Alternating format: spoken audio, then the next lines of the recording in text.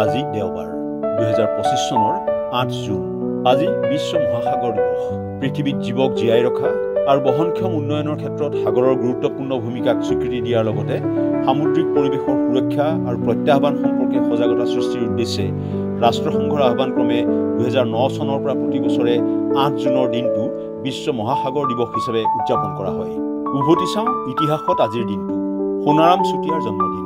1915 চনৰ 8 জুনত যোৰহাটৰ বাম কুকুৰাচোৰা গাঁৱত জন্ম হৈছিল 9 বাৰকৈ শ্ৰীমন্ত শংকৰদেৱ সংঘৰ পদাধিকাৰৰ দায়িত্ব বহন কৰা শ্ৰীমন্ত শংকৰদেৱ বঁটাৰে সন্মানিত প্ৰসিদ্ধ বৈষ্ণৱ পণ্ডিত, সমাজ সংস্কাৰক আৰু স্বাধীনতা যুঁজাৰুজনৰ।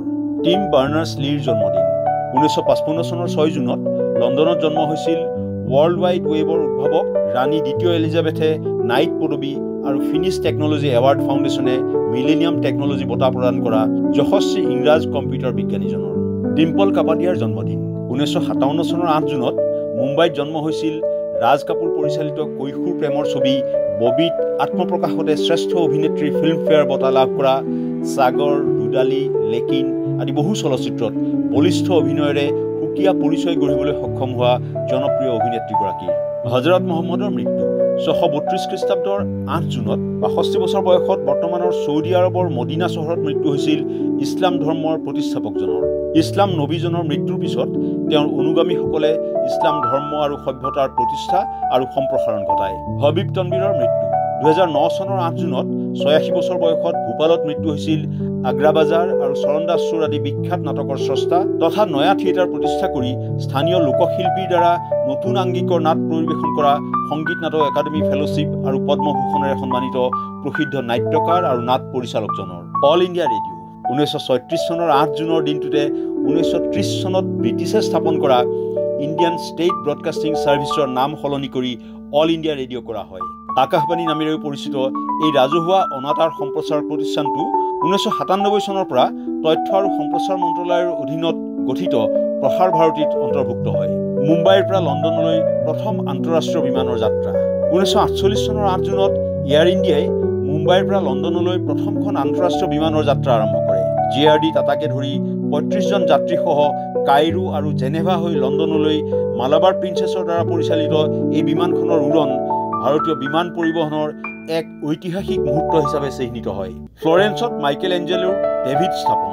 1504 চনৰ 8 জুনত ফ্লৰেন্স কেথেড্ৰেলত মাইকেল এঞ্জেলোৰ বিখ্যাত ভাস্কৰ্য ডেভিড স্থাপন কৰা হয়।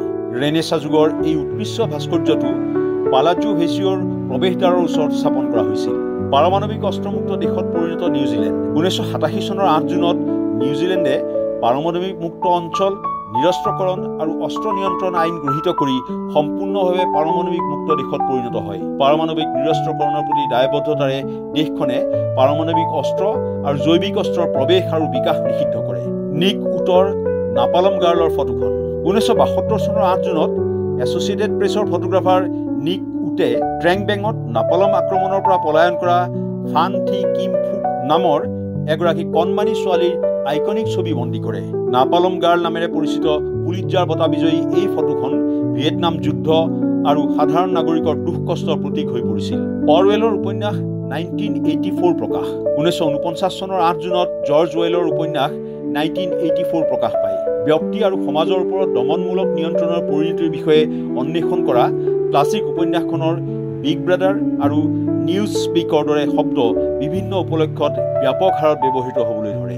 সাগৰৰ গভীৰতম অংশত উপনীত প্ৰথম মহিলা। 2020 চনৰ 8 জুনত ডাঃ কেথৰিন চুলিভানে মাৰিয়ানা ট্ৰেঞ্চৰ সাগৰৰ গভীৰতম অংশত উপনীত হোৱা প্ৰথমগৰাকী মহিলা হিচাপে পৰিগণিত হয়। তেওঁ মহাকাশত খোজ কঢ়া আৰু পৃথিৱীৰ আটাইতকৈ গভীৰ স্থানত উপনীত হোৱা ব্যক্তি হিচাপেও খ্যাতি অৰ্জন কৰে। প্ৰথম পৰ্ছে কাৰ নিৰ্মাণ। 1948 চনৰ 8 জুনত হাতেৰে নিৰ্মিত প্ৰটোটাইপ প্ৰথমখন পৰ্ছে 356 বাহন পঞ্জীয়ন কৰা হয়। ফাৰ্ডিনাণ্ড পৰ্ছে ডিজাইন কৰা এই গাড়ীখনেই আছিল অষ্ট্ৰিয়াৰ সম্ভ্ৰান্ত গাড়ী নিৰ্মাণ প্ৰতিষ্ঠানটোৱে বিক্ৰী কৰা প্ৰথমখন বাহন আৰু ই ভৱিষ্যতৰ পৰ্ছে স্পৰ্টছ কাৰ নিৰ্মাণৰ ভেটি স্থাপন কৰে। প্ৰথমটো ভেকুৱাম ক্লিনাৰৰ পেটেণ্ট লাভ। 1869 চনৰ 8 জুনত চিকাগোৰ উদ্ভাৱক আইভছ ডব্লিউ মেকগেফিয়ে ৱাৰ্লউইণ্ড নামেৰে পৰিচিত প্ৰথমটো যান্ত্ৰিক ভেকুৱাম ক্লিনাৰৰ পেটেণ্ট লাভ কৰে। ৱাৰ্লউইণ্ড আছিল চাফাই কাৰ্যত যন্ত্ৰ ব্যৱহাৰৰ প্ৰথম প্ৰচেষ্টাসমূহৰ অন্যতম। ইনফৰমেশ্যন ডেস্ক, দেশ টুডে।